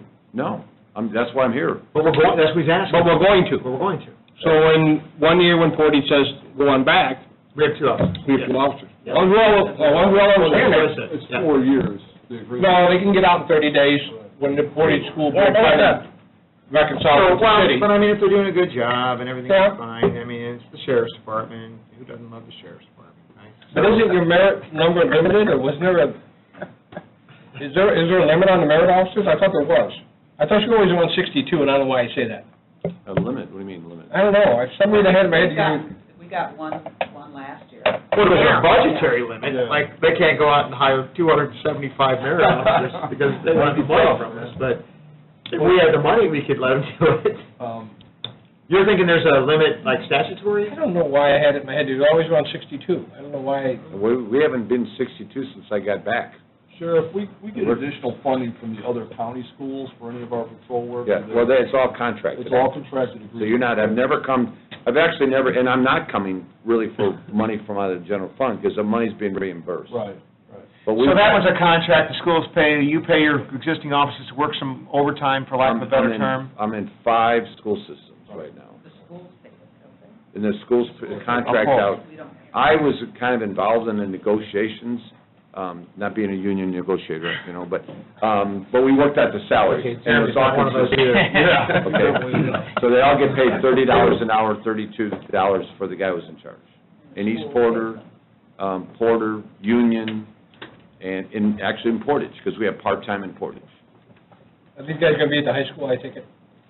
There's one assigned full-time at the high school, one full-time in the middle school. And then we have a part-time at the high school and a part-time in middle school. And those part-timers are handled like the other county Yep, schools are? same thing, yep. So it's really only 2 full-time Full-time. specifically assigned to The other 2 Portage? are part-time. So long as the agreement is in effect, we're fine, and we have an interest and a desire to have safe schools in this county. So we want to do our part to make sure our schools are safe. So, I have one other question, Sheriff. We changed our patrol rotations because we do have officers in there now. Are we doing any additional patrolling locations closer to the schools? Not really. I mean, we have one at South Haven, and it's close. Right. But not really. Okay. I mean, they're all I on just the wondered if it radio. was costing us additional manpower, you know what I'm saying? Because Right. you've got 2 officers and that's a big I facility. mean, we've got, for the most part, 2 guys in South Haven, because we have almost Right. 10, 12,000 people. Right. So they're close. Okay. Any other questions We got a for the motion? sheriff on this? Yeah, I think we have a motion, a second on this, right? Yes, we do. Can we get a roll call, please? Councilmember Rivas, Yes. Councilmember Sims, Yes. Councilmember Witten. Yes. Councilmember Graham, Yes. Councilmember Jessen. Yes. Councilmember Larson, Yes. and Councilmember Paparad, Yes. 7-0. So now the money's in there, we can hire them. So do your thing. So I guess the end of the story is, in 3 years, if Portage takes it back over, we got 2 more officers on the roads. Right. I like your... Our roads are safer. We just gotta find the money. Well, 3 years. All right. Let's we'll have somebody retire, won't you? Yeah, there's I'll be out probably- here 4 years. All right, I think that's it for us, We're done. right? You guys are done. Thanks so much. Thank you. Let's talk very quickly about Porter Stark. I've had a great deal of conversation with the auditor on this one and with you guys. So there's an addition of $101,379. State authorized adjustment to mental health levy needs to be appropriated. Motion. We have a motion. Second. And a second. And again, Vicki, this does not negatively affect our, right? So- No. Would they give us a roll rate? I wasn't here, so I There's a new formula they came up with, and it just changed things. a Usually bit. Portage Stark's right on top of And that. Porter Stark came in off, but others have come in off, and others have been told they have to cut. So Porter Stark's lucky in the sense that they're not the one that has to had cut. an early So, Christmas. Any questions about that? It's kind of straightforward. You need a motion? We got one, right? In a second. So let's get a roll call, please. Councilmember Sims, Yes. Councilmember Witten, Yes. Councilmember Graham, Yes. Councilmember Jessen, Yes. Councilmember Larson, Yes. Councilmember Paparad, Yes. and Councilmember Rivas, Yes. 7-0. Thank you. Development and stormwater management. Come on down. Could I ask a favor? Yeah. Could we get to the land purchase? Because I need to step out, because I got a family issue. All right, yep. Well, isn't that what we're doing now? Oh, Fire away. so you want to get, let's just attack there.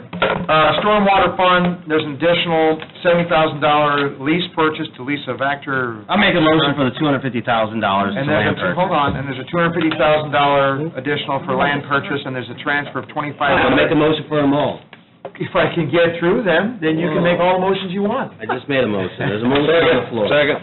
All right, can we? Then there's a $2,500, doesn't want you to leave. other equipment to. Man, for a family emergency. All right, we have a motion on the two additionals and the Just transfer. take some time, it's not that We big. need to be I'll organized. get there when I get there, but it's just, anyway. That's the man in charge down there. Okay, so we have the stormwater fund, the two additionals, and the transfer. Any questions, comments, thoughts? I'd like to interject on this $250,000, and maybe Mike can expand on that just to give us an explanation as to why, but Mr. Jessen and I both visited As did Councilman Whitten. Councilman Whitten, and we had a nice conversation with the woman that owns the properties, along with the other people that live close by this. This seems like the best remedy for those areas without us spending a couple $1 million in improvements. So I'll let you go ahead, Mike, and finish up where we are. Sure. So this is a long-standing drainage and flood problem area in the county. There's about a square mile of drainage area. It's a large drainage area that passes through Crawl Ditch, mainly agricultural areas. These two properties that we're interested in purchasing, that the landowner has voluntarily agreed to let us purchase, with your approval of the appropriation, of course, lie right along the ditch, low-lying area, lowest part of South Wheeler. Since 2014, the county's efforts to solve this problem really go back to 2014 in earnest. DLZ did a watershed study. Basically, that study said that even if we were to open that channel completely, remove the culverts on Park Avenue and State Street, which is impractical, you'd still have flooding problems, particularly in these two properties that we're trying to purchase. One of the first orders of business that I undertook when I joined the county back in July of 2016, looked at that study, had a conversation with this landowner, wasn't interested in the buyout at that time.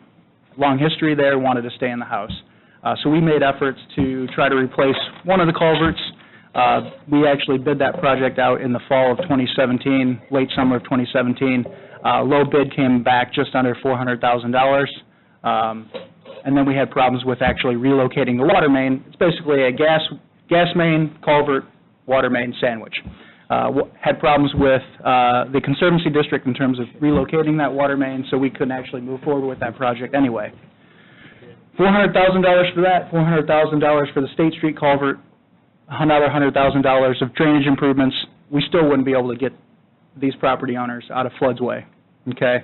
So, for the purchase, the value of these houses, $243,500, it's about a quarter of the cost of what it would take to replace these culverts, do the channel improvements, and not actually solve the problem we're trying to solve. So, staff saw this as the best path forward. The property owner eventually came around to agreeing with us. We went through and followed state statute through the Stormwater Board. They passed a resolution approving this project. We got the appraisals, came back to them, got the landowner to agree, came back to the Management Board in February, earlier this month. They confirmed the resolution and approved the purchase agreement for these properties, contingent, of course, upon your approval of the appropriation. It's cheaper to buy the homes and fix them. Correct. So the long term of this is going to eradicate and remove the structures and have it as a pond? So, yeah, so what we're going to do is demolish the structures, return this low-lying area to floodplain, and then provide additional flood protection for the adjacent properties. So that $250, does that include get rid of those structures? We would plan to look at it using our highway department to do that demolition, so do that work in-house. Well, they're all giggling over there, we'll tear something down. We'll discuss with them. We did visit something else, and Mike and I had talked, and we talked about possibly marketing those and having those moved, so. And I said, Jeff, if Jeff's willing to help me, we'll certainly look at that. We may be able to recoup some of our costs. There is an investment there, but a couple of the houses are viable to be picked up and moved, and there are some little structures on those properties that may be salvageable. And Mike, you're confident with this purchase that the other homes near there will not have the flooding problems that they have also experienced over time? Yeah, because we'll be able to provide additional flood protection. And this has been a long running, even before, you mentioned 2014, this area has had some issues, a long. It goes back, much longer than that. You sweating? Am I sweating? You look like you're sweating. All right, so if we could just stand for it here. It's a wonderful question, Bob. Thompson has an informant that the longer he talks, their odds of approval go down. There's a correlation there. So we've got a motion and a second on the two additionals and the transfer, notwithstanding Bob's question and answer session. Can we get a roll call, please? Councilmember Witten? Yes. Councilmember Graham? Yes. Councilmember Jessen? Yes. Councilmember Larson? Yes. Councilmember Paparad? Maybe. No clue. Okay. Yes. Councilmember Rivas? Yes. Councilmember Sims? Yes. I think we've 7-0. exceeded. Awesome. All right, let's talk about the Cume Bridge Fund. We have an additional of $100,000 in motor vehicles to purchase a new diesel truck, and an additional $54,000 in other equipment to purchase a new tractor with Motion mowing approved. deck. Motion and a second. Any discussion on these? Nope. It's all in the Cume Bridge Fund, so that's great. Roll call, please. Councilmember Graham? Yes. Councilmember Jessen? Yes. Councilmember Larson? Yes. Councilmember Paparad? Yes. Councilmember Rivas? Yes. Councilmember Sims? Yes. And Councilmember Witten? Hey, speaking of that, I got to ask a question. Is the Salt Creek Bridge moved up to the top of the list? That's probably 135? right back here. I don't know. Yes. One on Salt Creek has got everybody screaming? Yes, Okay. it is. We're hoping to have bids are opened to the commissioners at their last meeting in April.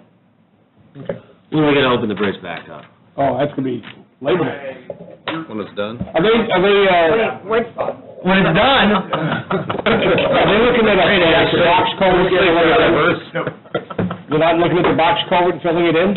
Well, we're not replacing the bridge back with box culverts again. If that's what your question is we're doing a whole new construction. We're doing concrete I-beams there with a poured concrete deck. Oh, somebody told me that they were looking at the box and then just, how they fill them in instead of having a structure. Late summer, fall? Fall. Fall, probably, yeah. As soon as we give the notice to proceed, it's probably going to be 3 months before that bridge is opened up again. It only fell a foot. I don't know what the big deal is. So you have a presentation, development and stormwater management. Bob has hit his limit, and you can't tell. Yeah, well, that was pretty good for an engineer in terms of explaining project history, so.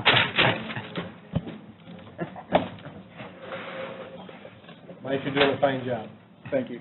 I'd like to add to that, Mike, if I could, from our interaction that we had with the landowner, the homeowner that the purchased property.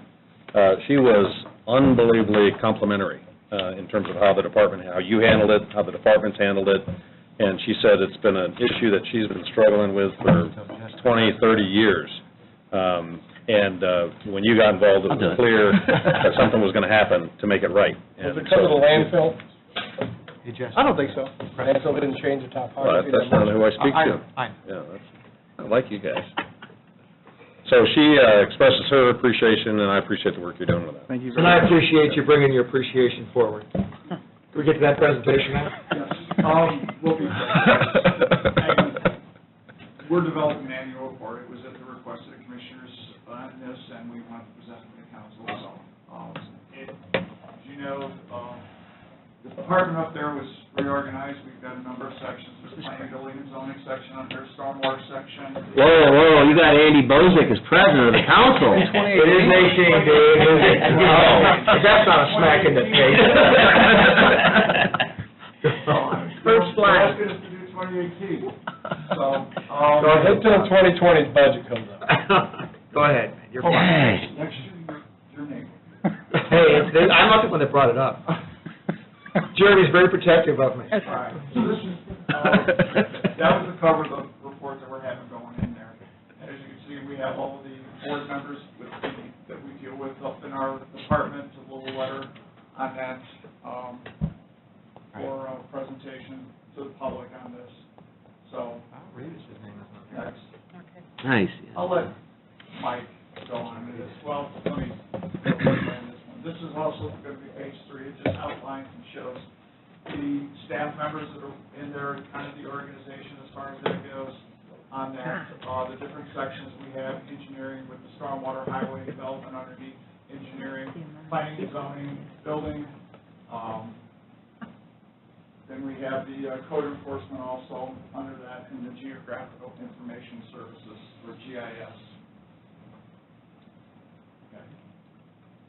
Now I'll let Mike go with stormwater. Yeah, so we wanted to give you a sneak peek tonight at what that annual report's going to look like. Those first 3 pages that Bob showed, pretty much the flavor that you're going to see, and we're finishing final production of that document now.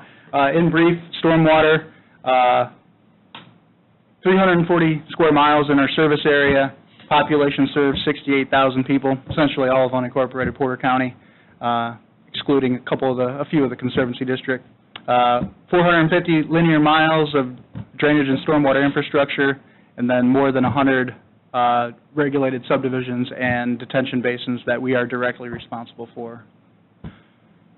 We'll have a page on where our funding comes from, of course, through our stormwater infrastructure user fee. The whole reason that was put in place was to provide dedicated source of funding that's fair, equitable, transparent, and dependable. So this annual report's in the interest of being transparent, where that money is coming from, where it's going.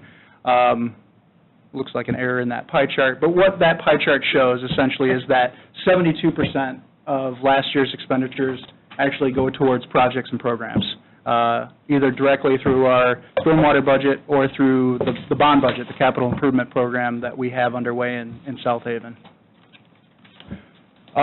Little screenshot on projects and where those are spread across the county, or were spread across the county in 2018. More than 120 projects undertaken. 80 of those were infrastructure repair, reconstruction, maintenance projects. 36 projects due to the 2018 February flood. And then some stormwater studies to help guide future capital improvements. And then a couple of projects we conducted through a cost share program. Of course, big highlight of 2018 was the flooding in February through April. Essentially, we were dealing with it. A few screenshots there. The one in the lower right kind of looking from the Kankakee River, and you can't really see where the river is. In the far background is State Road 49, and all you see is water in between. That flood ranked pretty much number 1 in terms of flood heights. So just to give some idea of what we're dealing with, Old South Haven, shot from our public kickoff meeting, and then the Governor Road project that is currently under construction. Look at that handsome devil in the middle of that picture with his tie on. Yep. Jeremy, right there. And then we've also, we've spent quite a bit of time in the residential areas, the subdivisions, but we've also paid attention to the agricultural areas as well, regulated drains, ditches, and we're also undertook the first of what will be 3 or 4 major drain tile reconstruction projects here over the next few months. So paying attention to our farming community as well.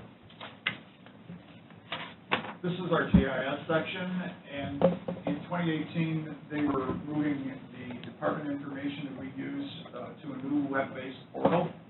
On that, this is a lot of the data that we use within our own department. It is now available to the public. I guess when you first go to that, one of the first things you can see is you can put in your address. Not dealing with our department. Click enter, and boom, it'll take you right to the site, and it also shows you your polling location where you go for voting and stuff like that. These particular ones are layers that are all you have to pull out. First one is stormwater, it's showing the regulated drain, the conservancy districts, the floodplains that we have in there. We can also pull up wetland on this information value, both for the stormwater, also planning going forward. Center is our transportation network that we have. A number of different layers on that, but you can click on certain areas, you can see all of the county roads that we maintain on that. You'll also see the UDOT classifications as far as arterial, collector, local on this, and it also shows our port and airport on that. And the last one is with the zoning on that, used by the planning commission. This is highway engineering. Highway engineering has a few projects going on this year. We've completed Clem Road up in Fort Ridge. This is over Willow Creek. It was part of the 2016 community crossings grant that we have. We closed that out this year. We also had 33 bridges that we removed the old asphalt overlay that was cracking. Removed it, put down new seal on the joints, and put down new asphalt overlay on 33 bridges. This accounted for $620,000 approximately. Clem Road was $251,000. But the majority of 2018 was spent on a lot of design services. This year, we're letting a number of bridges and bridge construction, probably upwards of $5 million worth of construction that's going to be going on with just bridges this year, with about 7 bridges going on. All of these were on the bridge inventory listing of needing to get done, sufficiency ratings as well. So we were working on trying to determine a plan of action going forward with our bridges. You're going to see a lot of construction going this year on bridges. Also, I want to mention too, last year we did get awarded with community crossings, somewhere in the neighborhood of $870,000 for the process of trying to collect for that. So next year is going to be a much bigger report for the highway and all the construction we have going on. Planning, building planning and zoning fund on this. We just, real quickly, give you an idea, Plan Commission, 6 major subdivisions approved, 167 new buildable lots that came into the county. Development Review had 12 minor subdivisions with 24 new buildable lots for single-family residential. 25 development plans were approved between DRC and Planning Commission. BZA heard a total of 30 cases. We also have a hearing officer now that takes up a lot of the load from the BZA on that. They heard about 40 cases approximately. Next slide. This slide gives you an idea of the building permits that are going in for single-family residential within the county. Westchester down at the bottom was 0. Essentially, we started at the very top with Boone in the blue, and you can just go clockwise with all of the townships in alphabetical order on that. 185 single-family home permits that we issued last year. on that little down from 2017, which was 190, up definitely from 2016 at 164. Out of these 185 permits, the total construction value estimate was in $69 million of construction going in. That's just new single-family residential home. It breaks down to about an average home price of $370,000 for new construction. 379 was the national average, and basically an existing home like you would see in Valparaiso, off the downtown, on average, you're looking at about $225,000, I think is the average existing home cost that's going in. New construction we have with commercial came in at about $6.2 million. So that's our... Awesome. Any questions? It was great. You really hit it out of the park tonight, gentlemen. Thank you for coming. It was very informative. It answered a lot of my questions. Great. Anybody else have any residual questions that might be held over? You know, quite truthfully, you have been doing a great job up there. And the county's a lot safer, and actually, we're building for the future, too, and trying to make Porter County actually a better place. Trying to make Porter County great again. Yeah, no, it is greater, making it greater. You got red hats to hand out? No. Well, I have the heck guy in the end. There's a heck guy in the end, get the red hats made out. So you know, too, in the future, that these are for construction projects in the future, since we've got the bridge up there. We have received $4.5 million in federal funding to go forward with the bridges, and this is going to be breaking down into construction in 2022 and 2024. Great. So we have been really looking at trying to get a lot of money. That's great. Keep up the good Keep work. up the good work, that's right. We're all counting on you. Thank you. Have a great night. Okay, so, Thanks for coming in, Mike. we just have two more presentations.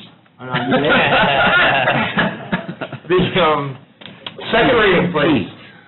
Whereas it has been determined that it is now necessary to appropriate more money than was appropriate in the annual budget, therefore be it resolved by the Porter County Council of Porter County, Indiana, that for the expenses of the taxing unit, the following additional sums of money are hereby appropriated out of the funds named and for the purposes specified, subject to the laws governing the same. General Fund, $101,379. Lit Fund, $80,000. Cume Bridge, $154,000. LRS, $110,000. Stormwater Fund, $320,000. Adult probation admin fees, reduction of $10,840. Adult probation user fees, a reduction of $9,723. Wildlife Management Donation Fund, $21,000. Veterans Donation Fund, $560. Public Safety Data Tech Fund, $26,100. Portage SRO Fund, a total of $200,610.14. Indiana Virtual EDU Foundation Fund, $32,500. Public Health Preparedness Grant, $70,000. Health Immunization Grant, $43,030.64. Adult Probation Community Corrections Grant Fund, $1,854.06. And that concludes second reading. Can I get a motion on second reading? Make the motion. Second. Bob, you had a question, right? Not yet. Okay. We have a motion and a second on second reading. Roll call, please. Councilmember Jessen.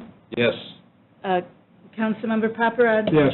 Councilmember Rivas. Yes. Councilmember Sims. Yes. Councilmember Witten. Yes. And Councilmember Graham. Yes. 6-0. Okay. You having fun yet? So before we get to the attorney's report, because we have something on the attorney's report I want to talk about, Bob. Well, no. This will be at the end. This is just a generic question at the end. Okay. So, we addressed this earlier, this was about that job description, making that employee up there at the prosecutor's office exempt. And I just wanted to kind of give a little history. I was informed that there was a lot of comp time being generated in this position. I was told originally that they had already been made exempt, this position. Come to find out, it hadn't been. So I asked the commissioners to address it. I also asked the commissioners, when they do such a thing, to get us, get in front of us, because we want to know if you're taking someone to exempt or away from exempt, so we're aware, that that's going to be a change in pay, a change in how they're paid, a change in, staffing, because it will, if they're generating comp time, that we be made aware of it. I think this is in response to that request, why we're being asked to look at this. I agree with everything you've said up until the fact we have to vote on it.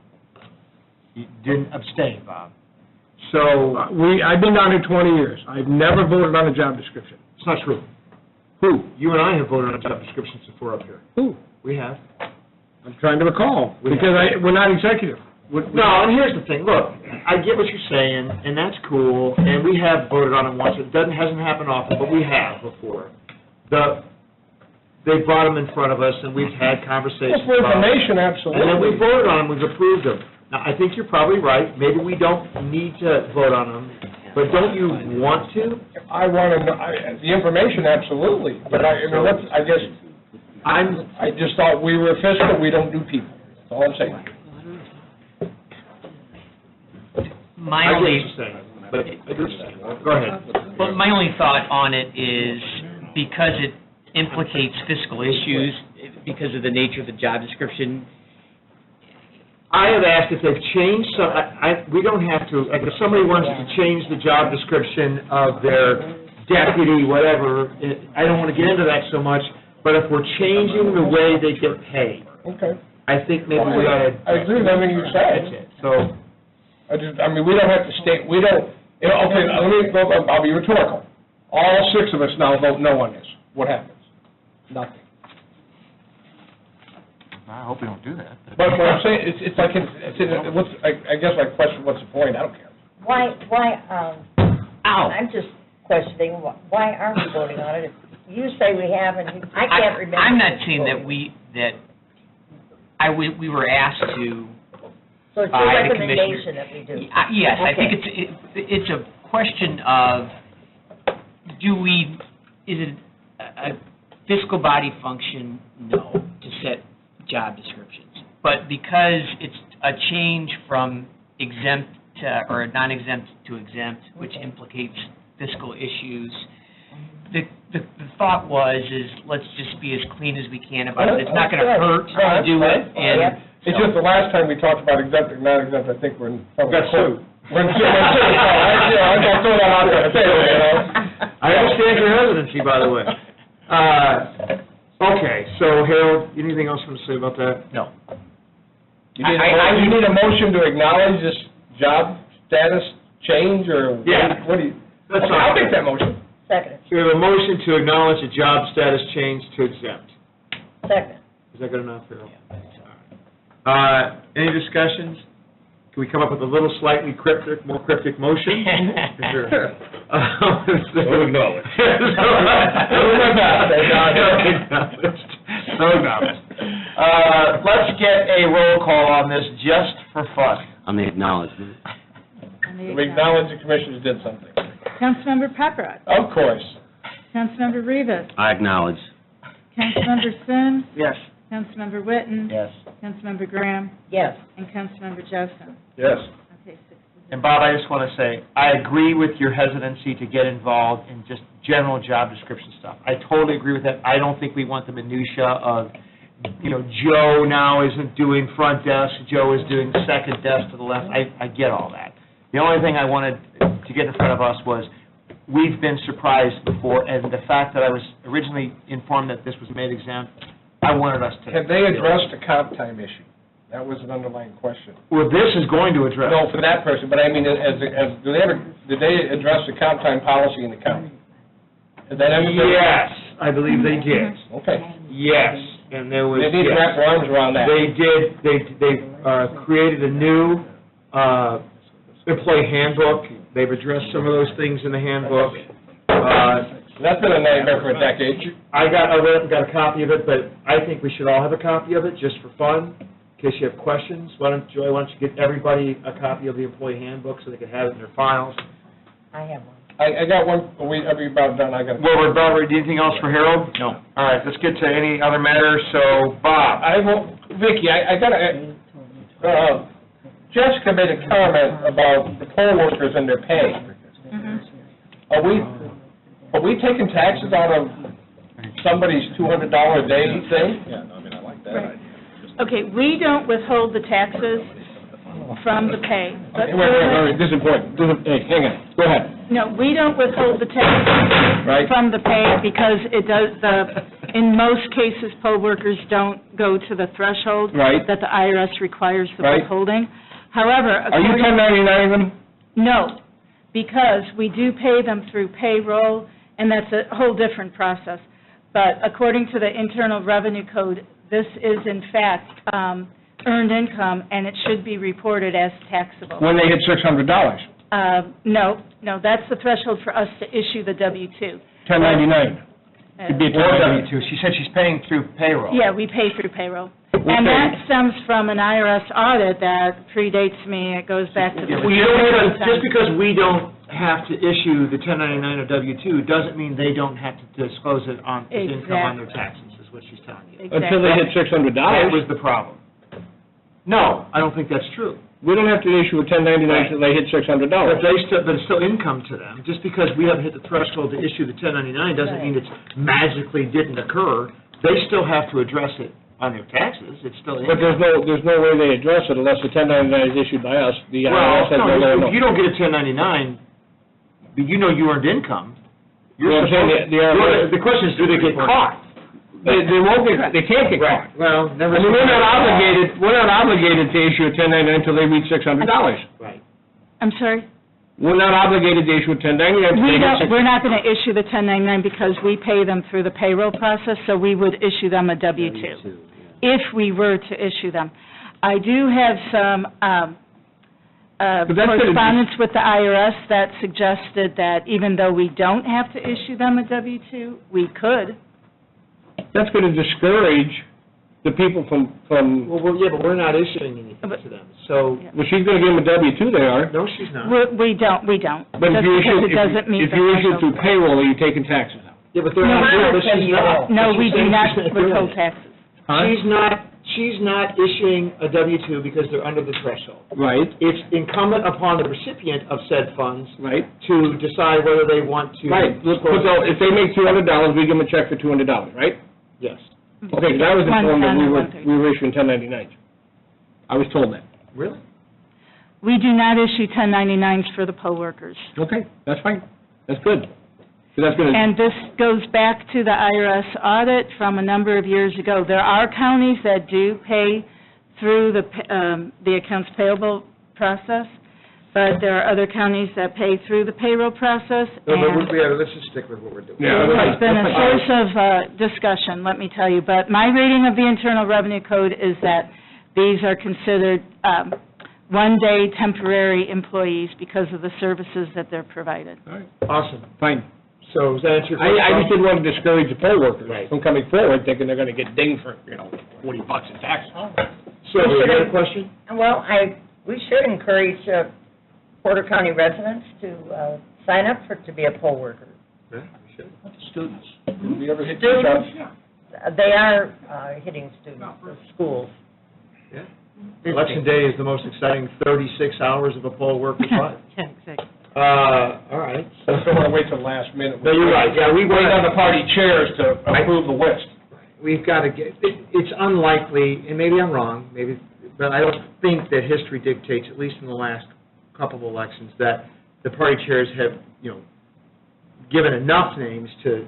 Correct. I think that the counties had to go out and dig a little deeper in the well. You're right, we don't want to wait we don't want her to wait till the last minute. We don't want the election board to not take some action and do the kind of things that the election board should do to assist her in that endeavor. Seems like, with our conversation with Kurt Ellis, he's going to pump something up on the Facebook and get it out there on social media, so that'll help. Twitter? And we can Twitter if that's, You can tweet on Twitter. Never tweeted. Yes. So, I don't know how to Twitter. You don't so, any other, I think we covered that. I think a motion to adjourn in order, if you want it. Anybody else have any other comments? Nothing?